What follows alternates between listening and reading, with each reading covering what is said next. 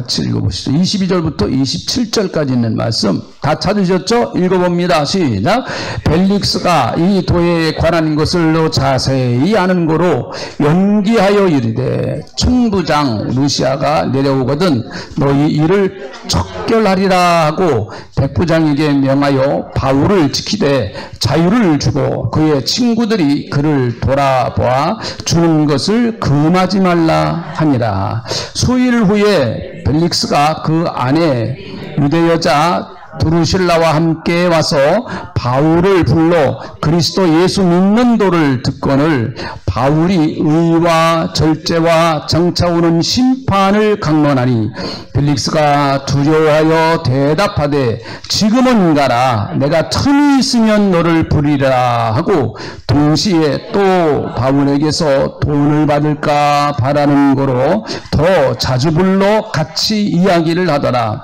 이태가 지난 후 브루기오 베스도가 벨릭스의 소임을 이어받으니 벨릭스가 유대인의 마음을 얻고자 하여 바울을 구류하여 두니라. 아멘. 자, 우리 옆에 분들 축복하시죠. 할렐루야. 잘 오셨습니다. 오늘 하나님의 사랑을 마음껏 받고 가세요. 은혜 받고 가세요. 네.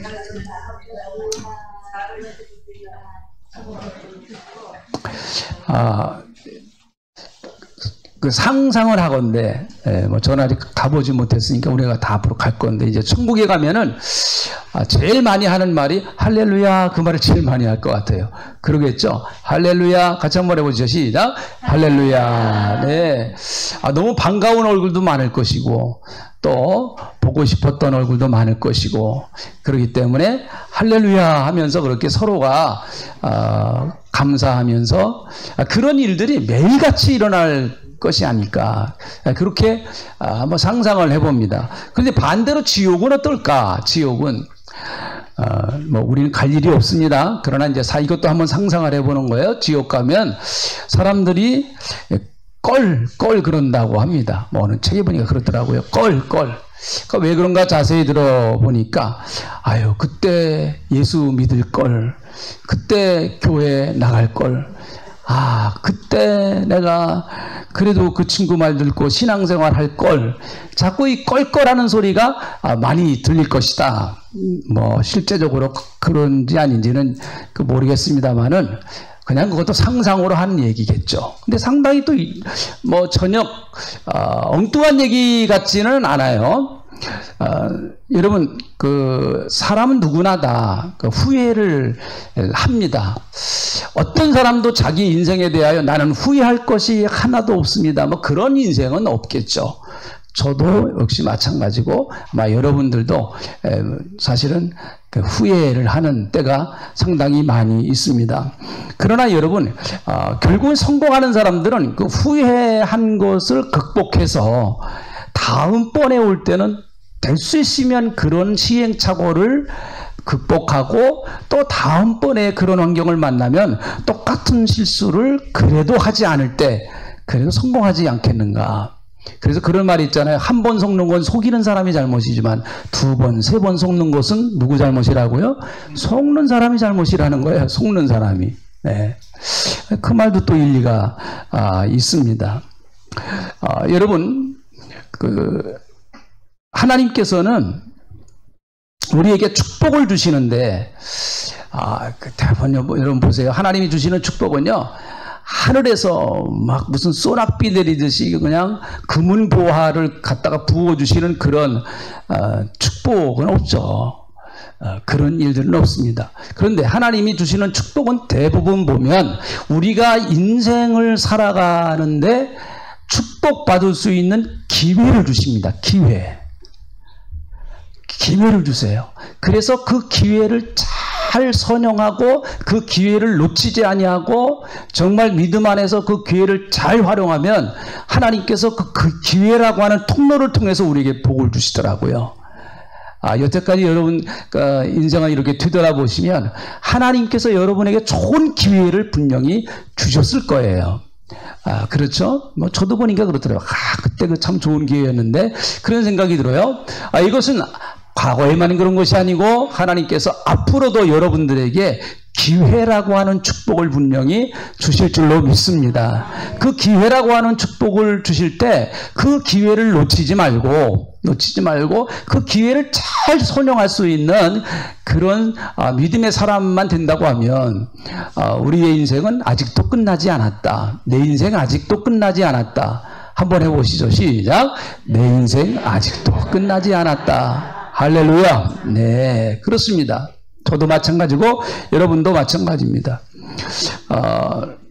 사실 하나님이 주시는 가장 큰 기회의 축복은 예수 믿는 기회이겠죠. 예수를 믿는 기회를 주셔서 그 기회에 내가 예수를 믿었어요. 그래서 여러분이 오늘 이 자리에 이곳에 이렇게 와서 앉아 계신 줄 압니다. 만약에 그 기회를 여러분이 놓치셨다고 하면 아마 여기 와서 앉아 계실 아무런 이유가 없지 않겠습니까? 자, 우리가 계속해서 사도행전에 있는 말씀을 같이 보고 있는데요. 사도행전 24장에 나오는 내용은 바울과 또 바울을 고소한 사람들이 서로 변론하는 내용이 나오고 있습니다. 그래서 1절부터 8절, 1절부터 9절까지는 바울을 고소한 사람들, 특별히 더둘로라고 하는 한 법률가 변호사라고 그랬죠. 그 사람이 와서 바울이 이런 잘못을 했습니다라고 벨릭스 총독에게 쫙 고발을 합니다. 그래서 바울은 반드시 형벌을 받아야 됩니다 라고 이렇게 주장을 하죠. 자, 그리고 나서 그럼 바울도 얘기를 해야 될 거 아니에요. 바울의 변론도 들어야 될 거 아니겠습니까? 그래서 10절부터 21절까지 읽어보면, 오늘 우리가 읽진 않았는데 그 내용을 쭉 읽어보면 바울이 그 벨릭스 총독 앞에서 자기가 여기까지 오게 된 그것을 이제 자기가 잘못이 없다라고 하는 것을 변론을 하고 있습니다. 그런데 여러분, 유대인들이 바울을 고소한 가장 큰 이유가 크게 두 가지가 있어요. 두 가지. 하나는 뭔가 하면 바울은 사람들을 선동하는 자다라는 거죠. 선동하는 자다. 그래서 저 사람을 그대로 가만히 놔두면은 이것은 앞으로 로마 정부에도 상당히 위험할 수 있습니다. 그러니까 저 선동가인 저 사람을 반드시 죄의 대가를 물어야 됩니다. 저 사람은 가는 곳곳마다 사람을 선동하고 있습니다. 예루살렘에 와서도 사람들을 막 선동했습니다. 이런 고발을 했어요. 근데 바울이 그것에 대하여 변론을 하는데, 나는 예루살렘에 와서 결코 사람들을 선동하지 않았습니다. 만약에 내가 선동한 증거가 있으면 증인을 데려와서 한번 얘기해 보시죠. 그렇게 지금 얘기를 합니다. 또 한 가지는 두 번째, 바울이 성전을 더럽힌 사람이다 라는 거예요. 성전을 더럽힌 사람이다. 사실 이건 이제 종교적인 문제죠. 앞에 있는 선동한다는 얘기는 정치적인 문제고, 성전을 모독한다라고 하는 이 말은 종교적인 문제죠. 사실 벨릭스 총독에게는 이게 별로 큰 의미는 없어요. 앞에 게 문제죠. 선동가. 만약에 바울이 선동했다고 하는 사람을 모아서, 요즘으로 말하면 이제 데모한다는 거, 데모. 사람들을 막 모아가지고 이제 데모하는 그런 주동자가 됐다고 하면, 벨릭스 입장에서 보면 바울을 반드시 죄의 대가를 물어야 된다는 말이죠. 바울은 아니라는 거예요. 나는 그렇게 사람 선동한 적이 없다. 내가 예루살렘에 온 지가 이제 열흘이 조금 넘어 한 12일 정도밖에 되지 않았는데 내가 누구를 그 당시에 사람들을 모아서 선동하겠느냐. 그리고 저들이 내가 성전을 모독하는 자라고 얘기를 했는데 나는 절대로 성전을 모독하지 않았다. 성전의 규례대로 나는 성전에서 예배를 드렸다라는 얘기예요. 성전의 규례대로 나는 규례를 다 지켜서 예배를 드렸다. 그렇게 자기를 변론하고 있습니다. 내가 주장하는 것은, 내가 그들에게 전하는 것은 오직 악인과 선인의 심판과 부활이 있을 것이다 라고 하는 것을 전했다. 그렇게 얘기를 하고 있습니다. 악한 사람과 선한 사람의 부활, 그래서 하나님은 악한 자와 선한 자를 반드시 심판하시는 그런 심판주이시다 라고 하는 것을 전했다. 그렇게 말합니다. 자, 바울이 이런 얘기를 다 전했어요. 바울이 변론을 했습니다. 그 이야기를 들은 벨릭스 총독의 반응이 22절이에요. 오늘부터 읽은 이 본문 말씀, 우리가 오늘 읽은 이 본문 말씀이 바울이 이제 변론을 다 했는데 그 변론을 들은 이후에 벨릭스의 반응입니다. 벨릭스가 어떻게 반응했는가? 자, 22절에 있는 말씀 제가 다시 보죠. 벨릭스가 이 도에 관한 것을 더 자세히 아는 거로 연기하여 이르되, 그렇게 연기했다는 겁니다. 바울의 말을 다 듣고 나서 그가 이렇게 말합니다. 아, 그래, 네가 지금 전하는 이야기, 네가 부활과 심판 이런 것들을 다 이야기를 하는데 내가 그런 거 다 잘 알고 있다. 그렇게 지금 얘기를 하고 있는 겁니다. 벨릭스 총독이요. 그래서 다음으로 좀 연기하자. 지금 당장 하지 말고 다음으로 연기하자. 이런 이야기를 하고 있습니다. 벨릭스는 지금 이 사건에 대하여 아주 잘 알고 있다. 그렇게 이 도에 관해서, 네가 전하는 도에 대해서 내가 아주 익히 잘 알고 있다. 지금 그렇게 얘기를 하고 있습니다. 여러분, 이 벨릭스는요, 유대 나라에 와서 로마의 그 관원으로서, 공무원이죠, 공무원. 로마 정부에서 파견한 공무원이에요. 그는 총독으로서 약 한 10여 년 정도 이스라엘 나라에 와서, 유대 나라에 와서 총독으로서 이제 그 나라를 실제적으로 통치했던 사람이었습니다.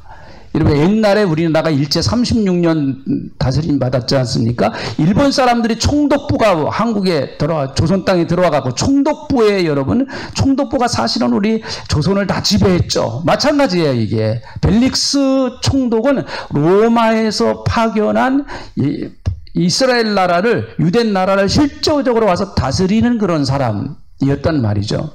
그렇게 되다 보니까, 여러분, 이 벨릭스는요, 언제나 나라를 다스리는 사람들은 제일 언제나 관심을 갖는 것이, 어디에 관심이 집중이 있는가 하면 사람들의 동향 파악입니다. 동향 파악. 사람들의 동향 파악이에요. 어디서 누가 얼만큼의 모임을 갖는다, 어디서 얼만큼 모여서 집회를 갖는다, 여러분, 이것이 다 파악이 되어 있는 거예요. 우리나라도 마찬가지입니다. 광화문에서 누가 집회한다, 다 이미 나라에서는 파악이 되어 있죠. 경찰들은 다 그걸 파악하고 있습니다. 그래서 몇 명 정도 모이니까 몇 명 정도 경찰을 동원해야 되겠다. 이게 다 여러분 데이터로 나오게 되어 있는 것이죠. 만약 그것이 없다 그러면 나라가 얼마나 혼란스럽겠습니까? 어느 나라든지 마찬가지겠죠. 중요한 정보들을 다 가지고 있습니다. 다 가지고 있어요. 그러니까 벨릭스도 여러분 한 10년 동안 이스라엘 나라, 유대 나라에 와서 총독으로 일을 했기 때문에 이스라엘 나라의, 유대 나라의 중요한 정보들을 다 가지고 있는 거예요. 그 정치적인 상황, 그리고 또 사람들의 민심의 동향, 이런 것들을 다 이미 파악을 하고 있었습니다. 그리고 예수님에 관한 이야기도, 예수님을 십자가에 못 박을 때 총독은 누구였었죠? 빌라도죠, 빌라도. 이 빌라도 후임으로 온 사람이에요. 빌라도였었죠. 그러니까 그 사건을, 자기는 총독은 아니었었지만 예수님이 십자가에 못 박히는 그런 여러 가지 이야기들을 이미 여러분 이 벨릭스 총독은 와서 충분히 다 듣고, 그리고 그의 제자들이 무엇을 전하는가 하는 것에 대하여도 충분히 다 알고 숙지를 하고 있었단 말이죠. 그런 면에서 지금 22절에서 벨릭스가 이 도에 관한 것을 더 자세히 아는 거로 그렇게 말해요. 그런데 여러분, 벨릭스가 바울이 전하는 복음을 들으면서 나는 정확하게 알고 있다, 어떻게 보면 너보다 더 내가 많이 알고 있다, 지금 그렇게 얘기를 하고 있는 것입니다. 그는 스스로 잘 알고 있다라고 그렇게 생각을 했어요. 어떻게 보면 이것이, 벨릭스가 이렇게 생각하고 있는 이것이 바울이 전해주는 복음을 마음속에 받아들이기가 더 어려웠던 큰 하나의 장애물이었었다라고 하는 거죠. 내가 잘 알고 있어. 너보다 내가 더 잘한다. 그런데 벨릭스가 알고 있는 것은 무엇이었을까요? 벨릭스가 알고 있는 것은 예수님의 말씀에 대한 진리가 아니고, 그가 알고 있었던 것은 예수에 관한 정보, 그리고 초대교회에 관한 여러 가지 다양한 정보들을 수집해서 그것을 통해서 알고 있는 거죠. 바울에 대해서도 알고 있었을 것입니다. 그리고 바울이 어떤 일을 하는가에 대해서도 정확하게 그는 알고 있었을 거예요. 그러니까 내가 잘한다라는 얘기죠. 잘한다는 거예요. 여기서 안다라고 하는 이야기는 여러분 정보를 통해서 그 사람이 어떤 일을 하는가 그것을 안다고 하는 이야기예요. 근데 벨릭스는 그것이 마치 바울이 전해주는 복음을 다 아는 것처럼 그렇게 지금 생각을 하고 있단 말이죠. 이것은 여러분 큰 오산이었습니다. 여러분 적당하게 아는 것이 도리어 방해가 될 수도 있다라는 것이죠. 요즘 여러분 적당하게 아는 사람들이 굉장히 많아요. 그래서 그 가장 대표적인 것이 아마 의학적 상식일 겁니다. 요즘 뭐 또 검색을 해보면은 너무 많이 좋은 정보들이 많이 나와요. 그래서 우리는 한 3분의 2는 다 의사 정도의 수준을 가지고 있어요. 네. 그런데 여러분 그것이 참 좋기도 하지만 결정적인 순간에 그것이 잘못 작용하면 그것이 내 생명을 위협할 수도 있는 굉장히 위험한 정보일 수도 있습니다. 여러분 의사 선생님들이 의사가 되기까지는 거의 10여 년의 세월을 공부를 해야 됩니다. 그래야 전문의가 될 수 있어요. 10여 년 이상 공부를 해야만 전문의가 될 수 있어요.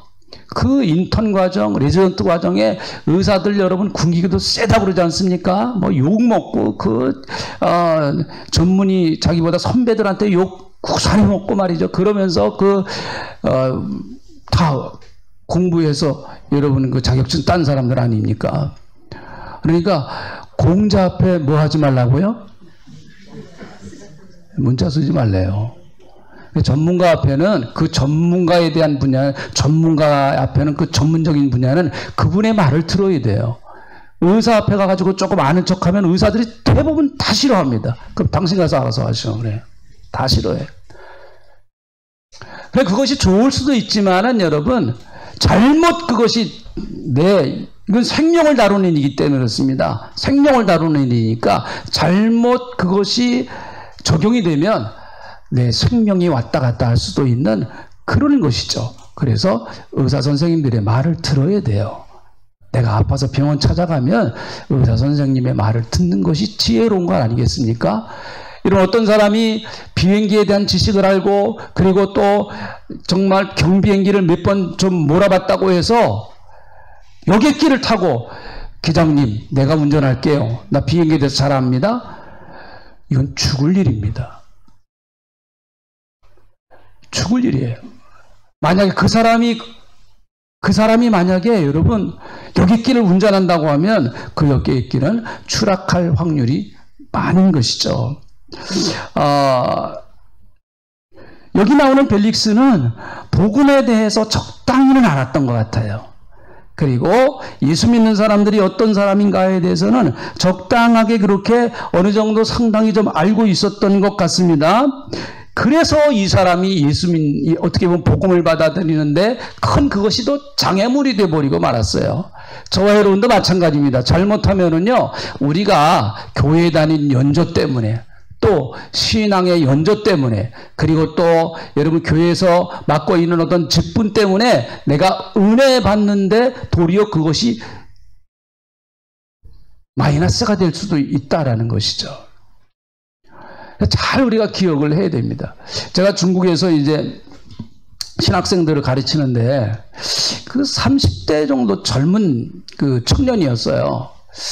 자꾸 아주 까장까장거려요. 자꾸 뭐 묻는 것도 아무튼 이상한 거 질문을 하고 말이에요. 나를 어렵게 하려고 그래요. 나를 꼭 시험하는 것 같아요. 그냥 이거 상당히 기분이 좀 안 좋더라고요. 아주 아는 척을 굉장히 해요. 뭐 자기가 신학책도 많이 읽었다. 공부도 여기저기서 많이 했다. 그렇게 아주 그냥 아는 척 깔랑깔랑 하는 척을 하더라고요. 근데 표현이 좀 죄송합니다. 그 사람 못 들으니까 뭐 괜찮아요. 좀 그래요 보니까. 저 사람 어떻게 해야 되나.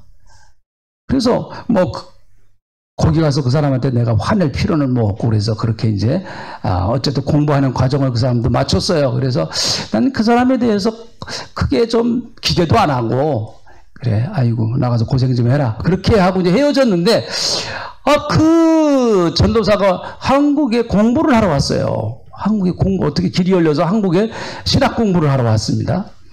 그리고 저를 만났어요. 그리고 나서 그 전도사가 저한테, 목사님, 아유, 그때 제가 아는 척해서 죄송합니다. 조금 아는 거 가지고 다 아는 것처럼 제가 목사님 괜히 그 목사님 앞에서 깔랑깔랑한 거 제가 참 죄송합니다.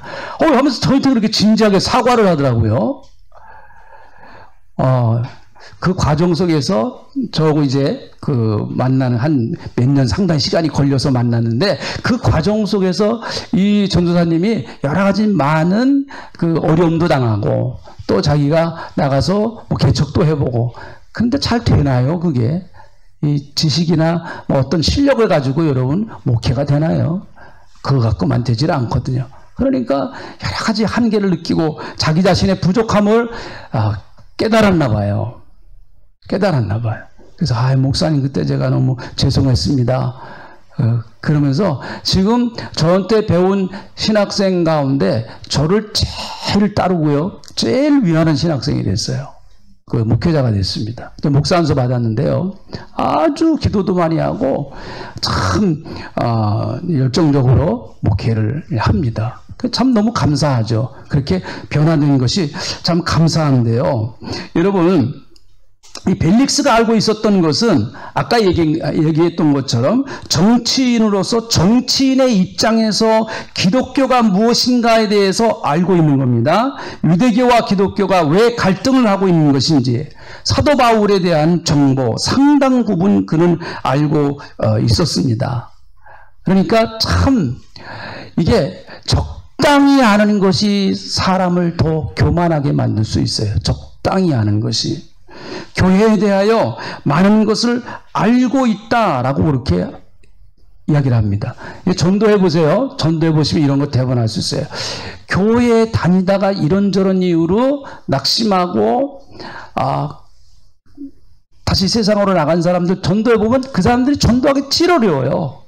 아예 그냥 기독교를 지독하게 박해한 사람은 전도하기가 더 쉬워요. 차라리. 그리고 그 사람이 변해서 하나님 앞으로 돌아올 확률이 더 높습니다. 그 사람은 꺾어지면 확 꺾어져 버려요. 근데 교회에 와서 뭐 여러 가지 시험 들어가지고 뭐 실망해가지고 알거든요. 교회에 대해서 알아요. 여러분, 우리나라의 그 학자 중에서 참 그 정말 공부 머리가 너무 똑똑한 석학이죠. 김영욱 교수. 머리 홀랑 벗겨진 사람 있잖아요. 그래서 막 이런 사람 있잖아요. 돌 김영호. 올자는 좀 뺐으면 좋겠어. 돌 김영호. 그 사람. 올자는 좀 뺐으면 좋겠어요. 이런 그 집안은 다 기독교 집안입니다. 그 자기 하나만 아주 별종이래요. 어머니, 권사님 다 그 몇 대째 신앙해 가지고 자기 형제들 다 목사, 장로 전부 다 그래요. 근데 그분 공부 많이 했습니다. 동서양의 철학을 다 섭렵한 분이고요. 미국 유학 갔다 온 분이고, 대만에 가서 또 그 중국의 고전에 대해서 연구를 많이 한 분이에요. 그러니까 동서양의 학문을 섭렵한 분입니다. 뭐 얼마나 지혜도 많고 참 대단한, 학자로서는 정말 대단한 분이에요. 근데 그분이 기독교에 대하여 강의하는 걸 보면은 거듭나지 못한 사람이 강의를 하는 거예요. 거듭나지 못한 사람이 강의를 해요. 그러니까 일반 사람들이 듣기는 너무 좋아요. 그냥 일반 사람들이 기독교에 대한 이해를 갖는데 듣기는 너무 좋은 강의를 해요. 그런데 목사 입장에서 이렇게 보면 참 너무 안타깝다. 너무 안타깝다. 그래서 저 사람이 저 돌이 깨져야 되는데, 저는 속으로 그렇게 생각하고 있어요. 저 돌이 좀 깨져야 되는데, 교회에 대한 크기, 숫자, 목회자, 이런 것들, 교회에 대한 부정적인 면들, 이런 것들을 잘못 알고 있다고 하면 참 복음을 받아들이기가 너무너무 어려워요. 복음을 받아들이기가요. 그래서 왜 그렇게 그 사람은 교회에 대해서 부정적인 것만 보는지 몰라요. 목사에 대해서도 부정적인 것만 보고, 어떻게 그런 목사님들만 만났나 몰라요. 또 그 교인들 중에서 어떻게 그런 사람들만 만났나요? 왜? 여러분, 예수 믿는 사람들이 얼마나 희생을 많이 합니까? 정말 예수 믿는 사람들이 희생을 많이 하죠. 신앙생활 잘 하시는 분들 참 귀하게, 참 멋있게 삶을 살아요. 그런 사람들은 보지 못하고 그 중에 좀 그런 사람들이 껴있을 텐데, 그 사람 보고 교회 전체를 다 평가하고, 예수 믿는 사람들 전체를 다 평가하고, 교회 다 잘못됐다, 예수 믿는 사람들 다 잘못됐다, 이렇게 평가해요. 여기 나오는 펠릭스는 참 안타까운 사람이었습니다. 어떻게 보면 구원에 가까이 근처까지 갔던 사람일 수도 있어요. 구원의 문에 가까이 들어가기만 하면 될 사람일 수도 있었습니다. 근데 거기서 멈춰버렸어요. 구원의 문 가까이 와서 거기서 딱 멈춰버린 그런 사람이었습니다. 벨릭스는 다시 바울에게 복음을 들을 수 있는 기회를 줬어요. 하나님께서 여러분 그 벨릭스에게 어떻게 해서든지 복음을 전할 수 있는 기회를 여러분 바울에게 주시더라고요. 자, 24절에 있는 말씀을 한번 보세요. 24절입니다. 수일 후에 벨릭스가 그 안에 유대 여자 두루실라와 함께 와서 바울을 불러 그리스도 예수 믿는 도를 듣거늘, 그렇게 말하죠. 자기가 여러분 초청한 거예요. 바울을 자기가 초청해서 우리에게 예수 믿는 도를 좀 가르쳐달라, 그렇게 지금 얘기를 하고 있습니다. 그리고 그의 부인까지 같이 해서 부부 동반해가지고 여러분 바울을 불러다가 개인 말씀 공부를 하는 거예요. 개인 말씀 공부를요. 그러니까 참 얼마나 절호의 기회입니까? 바울과 같은 그런 위대한 전도자를 만나서 복음을 얼마나 정확하게 들었겠어요? 그런데 여러분, 자, 25절에 있는 말씀 보세요. 자, 25절에 있는 말씀. 바울이 복음을 그에게 하나님의 말씀을 전합니다. 얼마나 좋은 기회였었겠어요, 바울이요. 자, 25절에 있는 말씀 같이 한번 읽어보시죠. 25절 같이 읽어봅니다. 시작. 바울이 의와 절제와 장차 오는 심판을 강론하니 벨릭스가 두려워하여 대답하되 지금은 가라. 내가 틈이 있으면 너를 부르리라. 지금은 가라. 틈이 있으면 너를 부르리라. 이렇게 이야기를 하고 있습니다. 의와 절제와 또 장차올 심판에 관해서 얘기했습니다. 벨릭스는 이 말씀에 강력한 도전을 받았어요. 여기 보니까 두려워했다. 벨릭스가 두려워했다, 그렇게 말했습니다. 하나님의 말씀이 그에게 굉장한 충격을 준 것만큼은 사실입니다. 바울이 전한 그 말씀에 엄청나게 도전을 받고 충격을 받았던 거예요. 너무너무 여러분 예수를 믿을 수 있는 절호의 찬스, 절호의 기회 아니었겠습니까? 거기서 회개하고 예수를 믿으면은 구원에 동참할 텐데 그는 거기서 미루어버립니다. 다음에 보자. 다음에 보자. 그렇게 이야기를 하고 있습니다.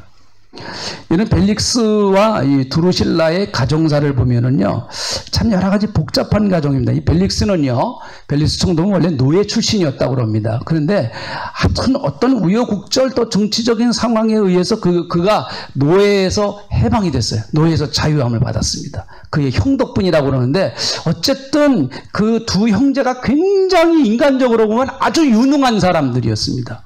그래서 노예였었는데 노예에서 자유인이 됐어요. 이거 굉장히 어려운 겁니다. 자, 그리고 나서 그는 아주 겉모술수가 능수능란했던 사람이었었다고 합니다. 그래서 귀족들에게 뇌물을 주고 유대 지방의 관리로 임명받았어요. 처음부터 총독으로 임명받은 것이 아니라 유대 나라의 한 지역에 그냥 그 관리로서, 공무원으로서 임명을 받았어요. 근데 그가 그곳에 가서 참 머리가 워낙 똑똑하고 이 사람이 정치적인 수완이 대단히 좋은 사람이기 때문에 거기서 귀족들에게 뇌물을 주고 또 여러 가지 정치적인 수완을 발휘해가지고 유대 나라의 총독으로 임명을 받습니다. 이 사람이요. 하급 관리였다가 어떻게 보면 최고의 지도자로 올라선 거예요. 그러니까 굉장히 수완이 좋은 사람이고 아주 능력이 있는 그런 사람이었습니다. 그래서 노예가 총독이 된 유일한 사람이에요. 노예였는데 총독이 된 유일한 사람이에요. 그러니까 얼마나 이 사람이 수완이 좋고 능력이 있었는가 하는 것을 알 수가 있겠죠. 그런데 그가 로마 총독으로 있으면서 온갖 악행을 많이 저질렀습니다. 그래서 특별히 재물의 욕심이 너무 많아가지고 그 재물의 욕심이 너무 많아서 그는 사람들에게 엄청난 뇌물을 받았습니다. 그래서 많은 재산을 축적했어요. 어마어마한 재산을 축적했습니다. 어디 보니까요, 우리나라를 일제시대에 팔아먹은 이완용이요. 지금 재산으로 환산하면 그 당시 그가 가지고 있었던 재산이 지금 재산으로 환산하면 600억이래요. 600억.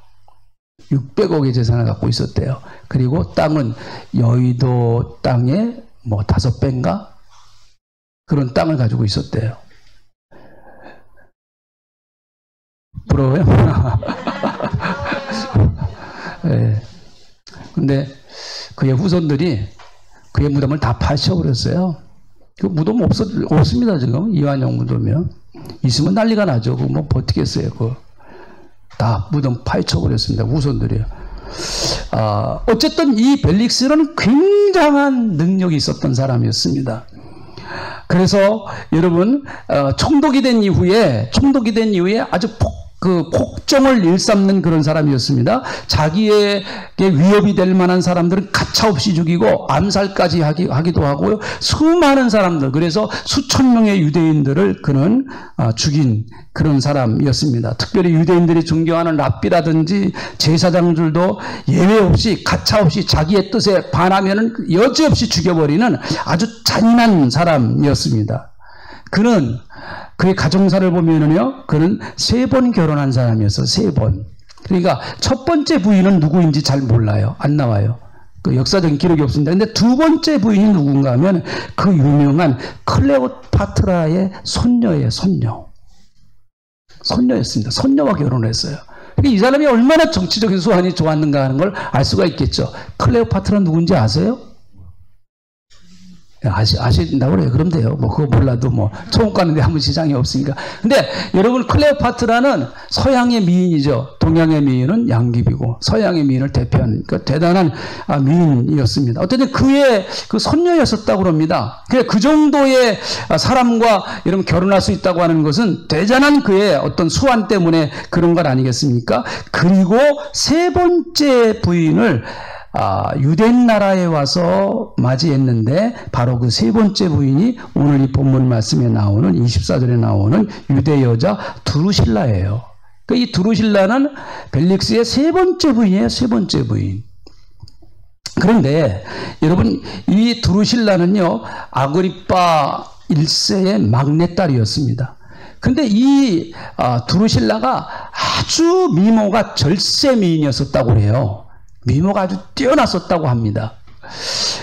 그래서 그가 벨릭스와 결혼하기 전에 팔레스타인의 북부 지방에 있는 그 왕인 아지투스라고 하는 왕이 있는데 그 왕과 결혼을 했어요. 결혼을 했습니다. 그래서 행복하게 잘 살고 있었는데 그때 결혼했던 나이가 15살에 결혼했거든요. 15살에. 근데 이 벨릭스가 두루실라에게 홀딱 반해버린 거예요. 한눈에 완전 뭐 세상 말로 말하면 뿅 가버린 거예요. 그냥 이미 다른 사람의 부인이 됐는데. 그래가지고 그가 그 유대 주술사에게 돈을 주고 매수를 해가지고 유대 주술사에게 큰 돈을 주고 매수를 했습니다. 너는 어떻게 해서든지 무슨 수를 써서라도 저 두 사람 이혼시켜라.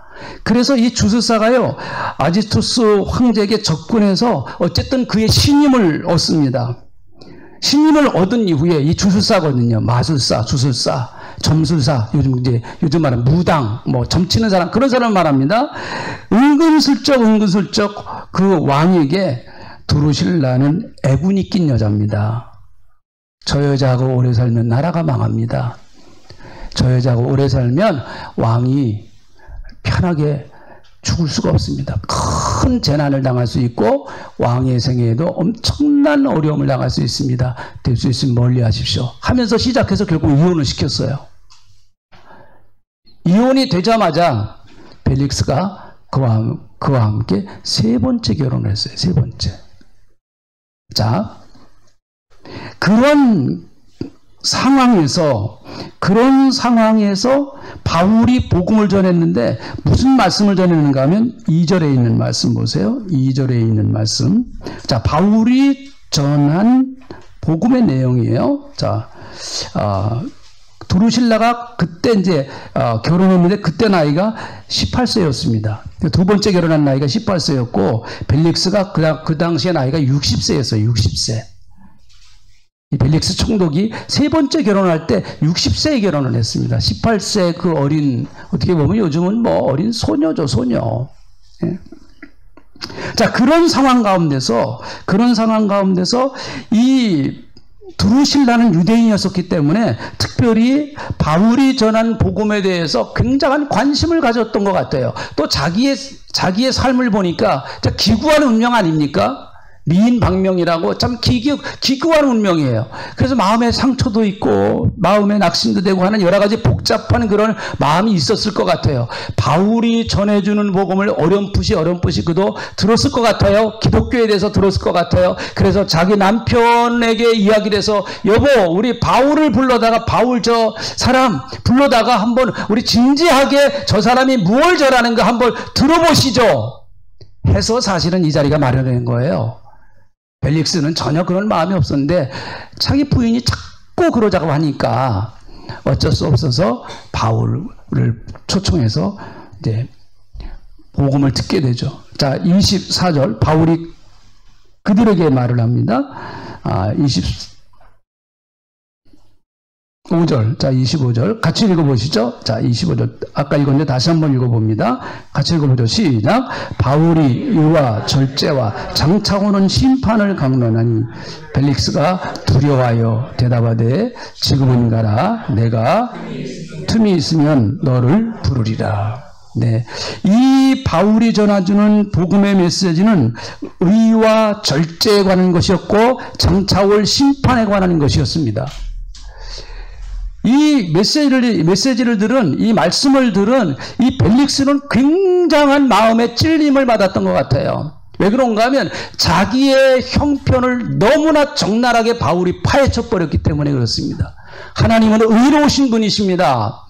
그뿐만 아니라 적어도 우리는 이 세상에서의 우리의 삶을 그저 방탕하게 자기 마음대로 살면 안 됩니다. 절제해야 됩니다. 그래야 마지막 날 하나님 앞에 심판을 피할 수 있습니다. 반드시 마지막 날 누구나 다 하나님 앞에 심판을 받아야 됩니다. 라고 하는 이 바울의 메시지는 너무너무 벨릭스에게는 엄청난 마음의 부담을 줄 수밖에 없었어요. 그렇지 않겠어요? 자기 삶이 지금 그랬으니까 돈 좋아하죠. 여자 좋아하죠. 권력 좋아하죠. 뇌물 좋아하죠. 그렇게 살고 있는 자기의 삶이었는데 지금 바울이 와가지고 의로워야 합니다. 그리고 또 절제해야 됩니다. 그리고 마지막 날 하나님이 심판하십니다. 라고 하는 그 메시지 앞에 벨릭스는 두려워할 수밖에 없었겠죠. 그러니까 여러분, 이 바울의 메시지를 듣고 두려워했다고 하는 것은 굉장한 은혜가 지금 임한 거거든요. 하나님의 은혜가 그에게 임했어요. 여기서 여러분 그가 회개하고 주님을 붙들었다고 하면 그의 삶은 복음 안에서 새로워질 수가 있지 않았겠습니까? 어떻게 보면 마지막 단계, 이제 구원의 문의 단계로 믿음으로 들어가면 됐는데 그 앞에까지 와가지고 딱 거부를 한 거예요. 앞에까지 와서 너무너무 안타까운 사람이죠. 다음에 보자. 이렇게 얘기하면 다음에 내가 틈 있으면 당신 또 부르겠다. 이런 이야기를 하고 있습니다. 여러분, 하나님의 말씀은 히브리서 4장 12절에 있는 말씀처럼 하나님의 말씀 한번 같이 읽어보실까요? 히브리서 4장 12절 앞에 나오죠? 같이 읽어봅니다. 시작. 하나님의 말씀은 살았고 활력이 있어 어떤 검보다 예리하여 혼과 영과 및 관절과 골수를 찔러 쪼개기까지 하며 또 마음의 생각과 뜻을 판단하시나니. 네, 하나님의 말씀은 예리한 검과 같아서 여러분, 하나님의 말씀이 늘 우리를 위로하는 것만은 아니에요. 수술해야 될 것은 반드시 수술해서 잘라내기를 하나님 원하시더라고요. 그래서 때로는 어떻게 보면 말씀 듣는 것이 대단히 내게 거북해요. 그럴 때도 있어요, 보니까. 뭐 목사가 의도적으로 그러는 거 아니겠죠. 뭐 목사가 무슨 의도적으로 그러겠어요.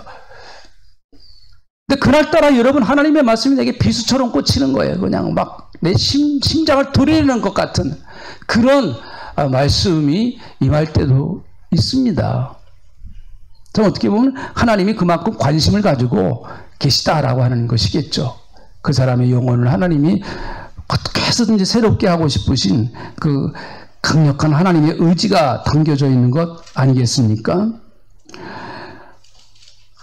하나님의 말씀은 살아있다. 그 말씀을 들은 벨릭스는 두려워했다라고 말해요. 두려워했다.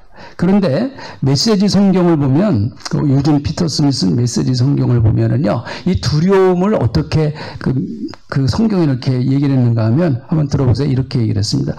베스터는 마음이 너무 조여오는 것 같았다. 마음이 너무 조여오는 것 같았다. 마음을 막 조여버리는 거예요, 그냥. 두려움, 그냥 나를 압박하는 거예요. 그냥 숨을 못 쉴 정도로 그냥 하나님의 말씀이 나를 압박해서 확 쪼다들게만 이 가슴을 그냥 확 아주 쫄아버리게 만드는 그런 상태였었다라는 것이죠. 여러분, 이게 우리가 신앙생활 하면서 이런 체험을 잘 하기 쉽지 않은데 지금 벨릭스에게 그런 체험이 왔어요. 얼마나 참 벨릭스가 하나님 앞으로 돌아올 수 있는 좋은 기회였겠습니까? 근데 지금은 가라. 다음에 틈 있으면 만나자. 이렇게 이야기하고 있습니다. 그는 이 구원의 역사, 하나님이 부르시는 그 역사 앞에 그만 그 순간을 다음으로 밀어버리고 말았습니다. 예수 믿을 수 있는 좋은 구원의 기회, 절호의 기회를 놓치어버리고 말았죠. 마치 산에 오르는 거로 비유한다고 하면 구원의 8부 능선까지 올라갔던 사람이었었다. 구원의 8부 능선까지 올라갔던 사람이었었다. 사랑하는 성도 여러분, 오늘 하나님은 우리 모두가 다 예수 그리스도 안에서 구원받기를 간절히 원하고 계십니다. 예수님을 나의 구주와 주님으로 영접하고 우리의 삶을 새롭게 하기를 주님은 원하십니다. 자, 말씀을 한 군데 한번 더 좀 찾아볼까요? 고린도 후서 6장 1절부터 2절까지 있는 말씀입니다. 그 앞에 나올 거예요. 네, 앞에 화면이 나올 겁니다. 네, 나오죠? 같이 읽어봅니다.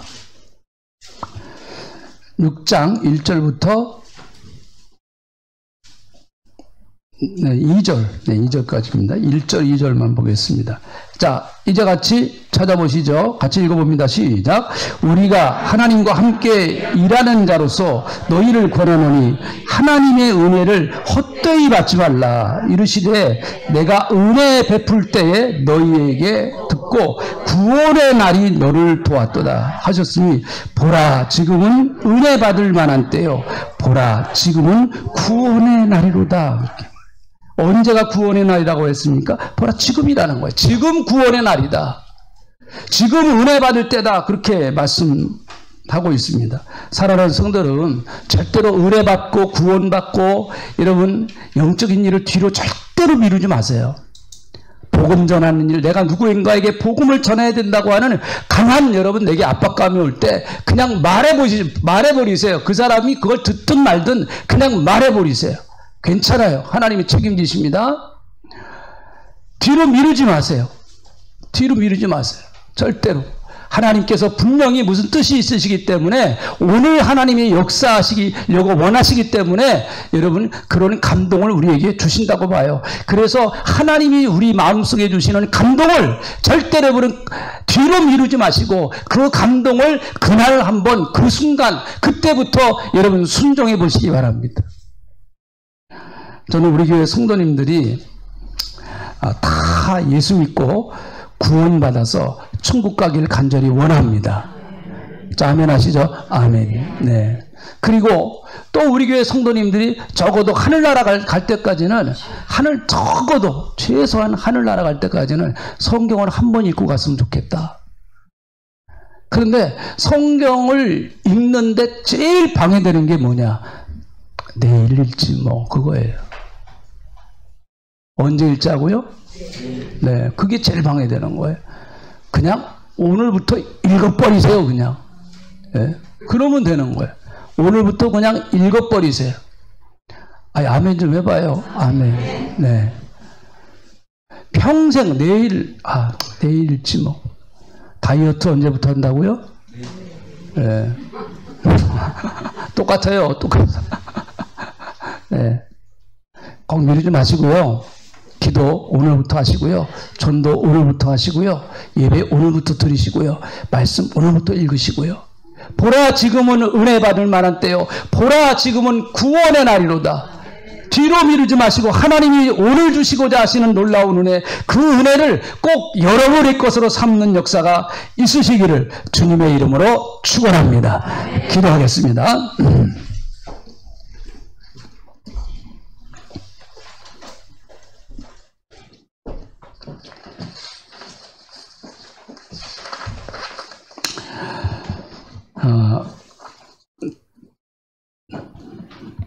자, 제가 여기 주보에 있는 칼럼에 있는 한번 눈을 감고도 한번 들어보세요. 제가 한번 읽어볼게요. 지금 하세요. 할 일이 생각나거든 지금 하십시오. 오늘 하늘은 맑지만 내일은 구름이 끼는지 모릅니다. 이제는 이미 당신의 것이, 어제는 이미 당신의 것이 아니니 지금 하십시오. 친절한 말 한마디가 생각나거든 지금 말하십시오. 내일은 당신의 것이 안 될지도 모릅니다. 사랑하는 사람이 언제나 곁에 있지는 않습니다. 사랑의 말이 있다면 지금 하십시오. 미소를 짓고 싶거든 지금 웃어주십시오. 당신의 친구가 떠나기 전에 잔물을 피고 가슴이 설렐 때 지금 당신이 미소를 주십시오. 불러야 할 노래가 있다면 지금 부르십시오. 당신의 해가 저물면 노래 부르기 전에 부르기엔 너무 늦습니다. 당신의 노래를 지금 부르십시오. 하나님, 오늘을 우리에게 허락해 주신 것을 감사합니다. 내일은 우리가 잘 모르겠습니다. 내일 당장 어떤 일이 일어날는지 저는 잘 모르겠습니다. 그러나 하나님, 오늘을 주신 하나님 감사합니다. 오늘 하나님을 찬양하고 하나님을 예배하고 오늘을 허락하신 하나님께 감사하며 오늘 하나님과 함께 행복하게 살아가는 동시에 믿음의 가족들이 나누게 하나님이 역사하여 주시기를 간절히 빌고 원합니다. 고맙습니다. 오늘 구원받게 도와주시옵소서. 오늘 하나님 찾을 수 있도록 도와주시기를 원합니다. 내가 전도해야 되겠다고 결심한 사람 오늘 하게 도와주시옵소서. 내가 사랑하기로 결심한 사람 오늘 할 수 있도록 도와주시고, 내가 말씀 읽기로 결심한 것 오늘부터 말씀을 읽을 수 있도록 하나님 도와주시기를 원합니다. 감사합니다. 예수님의 이름으로 감사하며 간절히 기도하옵나이다.